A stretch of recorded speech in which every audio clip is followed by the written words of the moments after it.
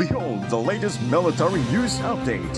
This is AFP Community News, hosted by Rofh Suzon every 12 noon, Mondays to Fridays. Only here on DWDD Armed Forces Radio. One AFP for a stronger Philippines.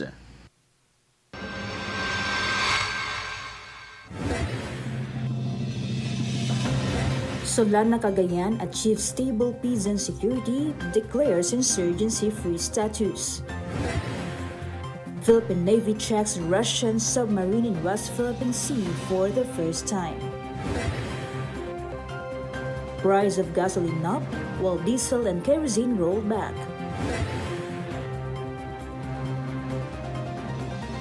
DSWD introduces ready-to-eat food packs.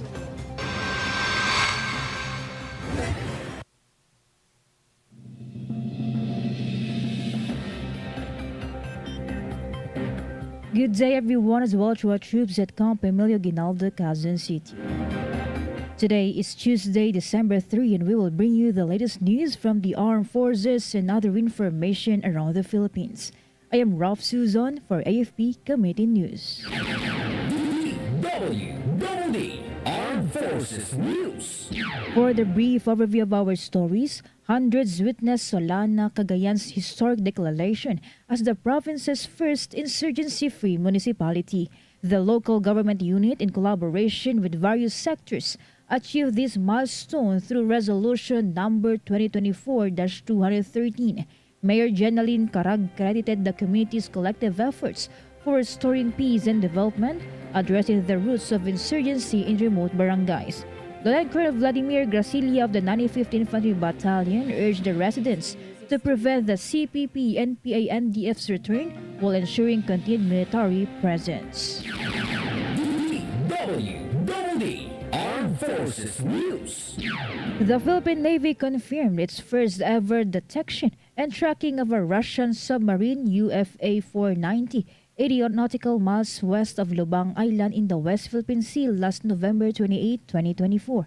Navy spokesperson Rear Admiral Roy Vincent Trinidad stated that while the submarine's presence was surprising, the Navy successfully established communication and monitored its passage, which was deemed friendly. The vessel en route from Malaysia to Vladivostok, Russia, complied with international maritime laws under UN clause, allowing the freedom of navigation in the exclusive economic zone. The Navy deployed 4 aircraft and naval assets for monitoring. As of December 2, the submarine had exited Philippine waters without incident. Armed Forces Radio. On the other line, let us hear more from Bea about MBLT-10 launches Squad and Skills Challenge for 35th Activation Day celebration. Yes, Rofh, the Marine Battalion Landing Team 10 officially launched the Squad and Skills Challenge as part of its 35th Activation Day celebration. The opening ceremony, led by Commanding Officer Lieutenant Colonel Rodel Pacifico Di Nono, Philippine Navy Marines, saw personnel from various units including MBLT-8, Bureau of Jail Management and Penology, and multiple marine companies. They participated in competitions such as Tag of War, Firearm Assembly and Disassembly, and 9 by 100 meters relay. The 5-day event aims to enhance combat readiness and foster teamwork, ensuring the participants are well prepared to fulfill their duties. This Beatrice reporting for AFP Community News, One AFP for a stronger Philippines. Thank you, Bea. DWDD Armed Forces News. The Armed Forces of the Philippines reiterated its commitment to maritime sovereignty and adherence to international maritime laws. This was after the confirmation of the sighting of Russian submarine UFA-490 last November 28, 80 nautical miles west of Cape Calavite, Occidental Mindoro. The Philippine Navy's BRP Jose Rizal established communication with the submarine, which identified itself and stated its intent to proceed to Vladivostok after weather improvement. Philippine Naval Forces monitored and escorted the vessel to ensure compliance with maritime regulations within the country's exclusive economic zone. DWDD Armed Forces News. The 78th Infantry Battalion facilitated the surrender of two communist terrorist group leaders and recovered an armed cache in Barangay San Gabriel, Borongan City, Eastern Samar. The seized weapons include an M60 light machine gun, a K3 squad automatic weapon, two AK-47s, four M16s, an MF-14, and an M4 rifle along with hundreds of rounds of ammunition and other equipment. Brigadier General Noel Vestuir, the commander of the 802nd Infantry Brigade, praised the troops for their efforts. Meanwhile, Major General Adonis Ariel Orayo, the commander of the 8ID, encouraged the remaining rebels to surrender and avail themselves of the enhanced comprehensive local integration program and the National Amnesty Program. Armed Forces Radio. Let us hear from Mel Joy of 1st CRG about Army Chief stresses the value of physical health in military service. Yes, Rofh, Army Chief Lieutenant General Roy M. Galido emphasized the value of maintaining one's physical health and fitness as a foundation for successful military service during the graduation run of Officer Candidate Course Class Katarakian 61-2024 at the New Clark City Campus Tarlac on November 30, 2024. The Army Chief, who was among the early finishers of the 21-kilometer run category, called on the graduating cadets and the soldiers present during the event to emulate the high level of discipline embodied by world-class Filipino athletes. He also added that the training command, also known as the home of Army standards, will implement this athletes' discipline to make our Philippine Army soldiers better. This is Meldry Nesho Arroco reporting for AFP Community News, 1 AFP for Stronger Philippines. Thank you, Mel Joy from 1st CRG. DWDD Armed Forces News.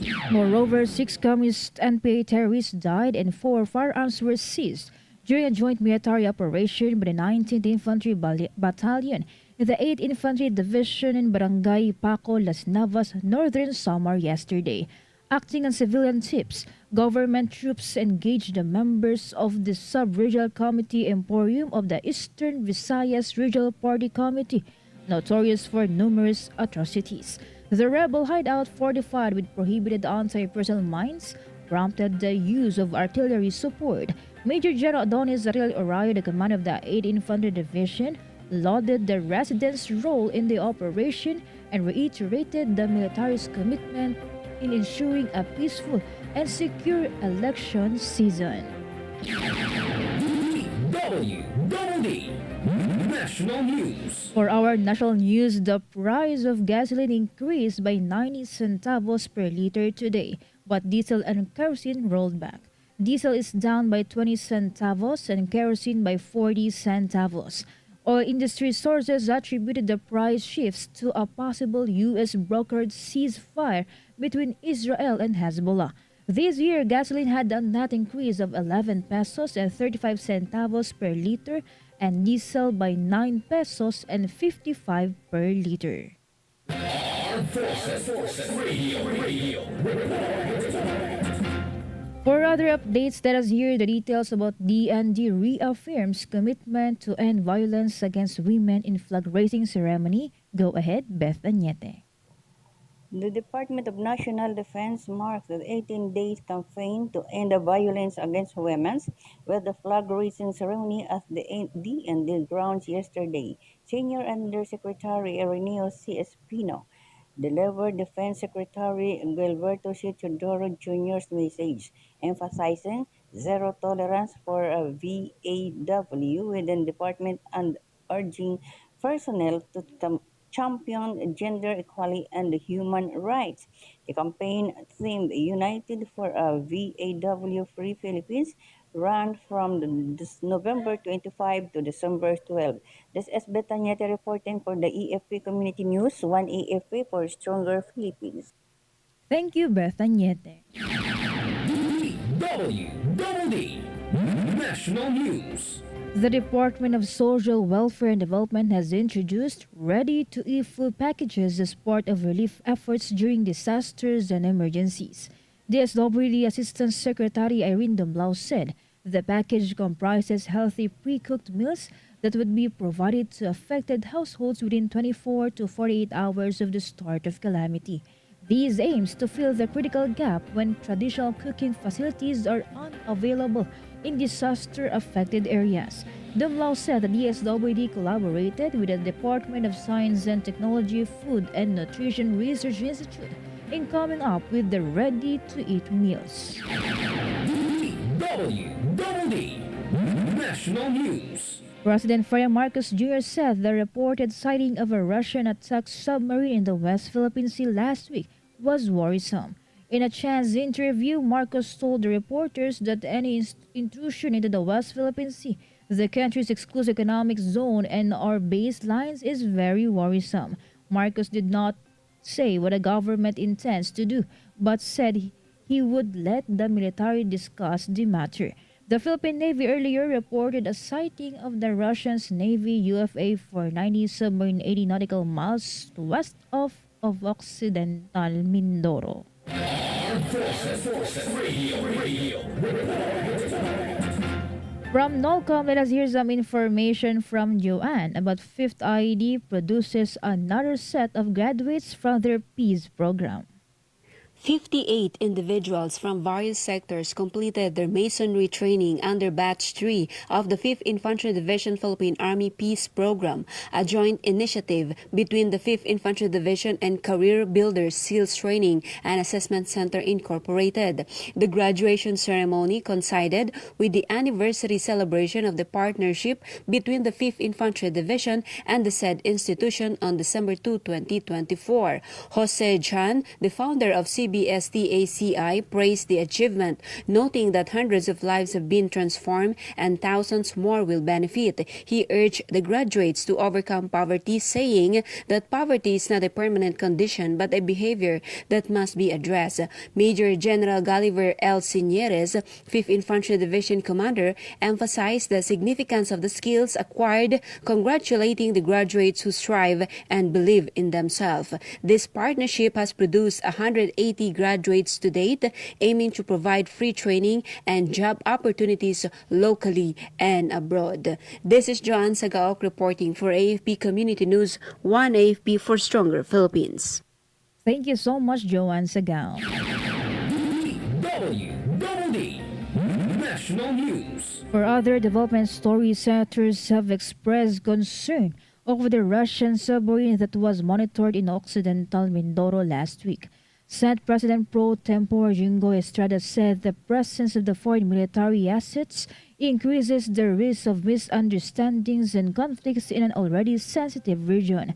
Meanwhile, Senator Joel Villanueva said that it is truly concerning and that it emphasizes the need for heightened vigilance in safeguarding our territorial waters. He then thanked the Philippine Coast Guard and the Philippine Navy for their unwavering commitment as the guardians of the Philippine seas. Rear Admiral Roy Vincent Trinidad earlier said that the Navy immediately deployed assets to monitor and address the situation to ensure the security of the Philippine waters. DWDD National News.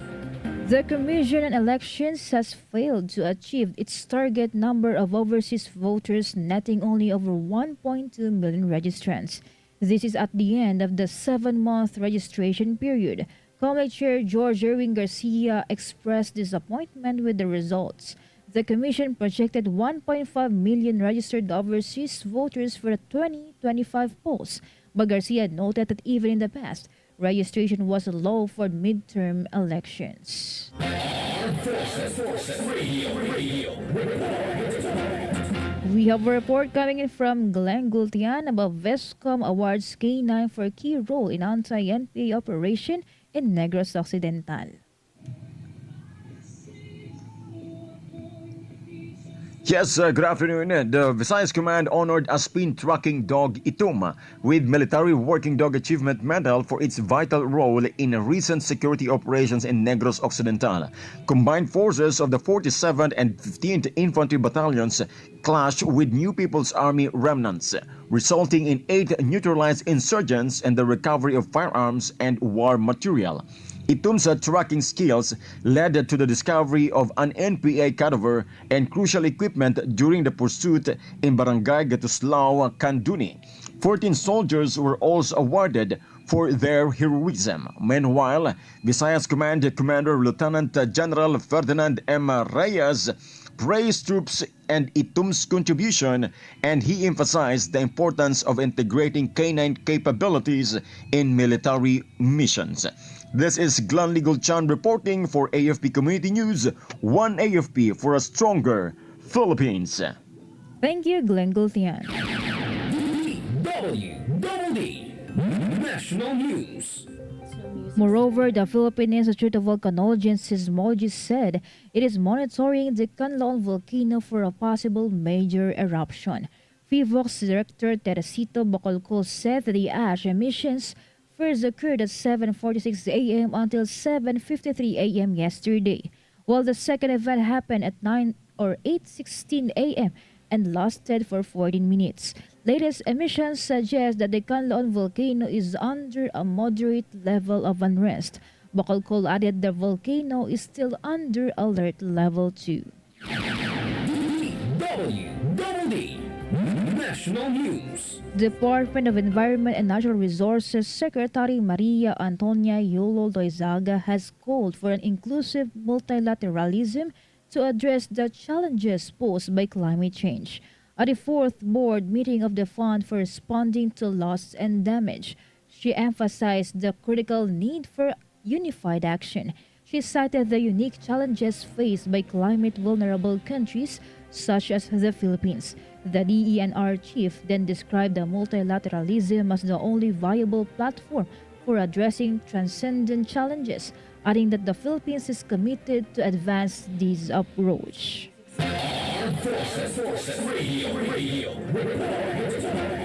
And now let's hear a report on the ground about soldiers spread peace with Christmas carols and gifts in Davao City's Baquebato district. Going for the details, Leonor. 27th Infantry Action Battalion 1197 DXFE Radio and the Davao City Social Welfare and Development Office brought joy and hope to Baquebato District, Davao City through a heartfelt Christmas initiative. 12 families affected by past armed conflicts received Noche Buena packages and groceries as soldiers and volunteers sang carols, fostering a spirit of peace and reconciliation. Families from Mapula, Baquebato proper, Panalum, Lumiad, Malabog, and Sumimao expressed gratitude for the act of kindness. The event highlighted a commitment to healing and unity, proving that compassion can triumph over conflict. And this is Leonor Tanap reporting for AFP Community News, one AFP for stronger Philippines. Thank you, Leonor Tana. DWDD National News. The Philippines will take part in the proceedings of the United Nations International Court of Justice on Climate Change.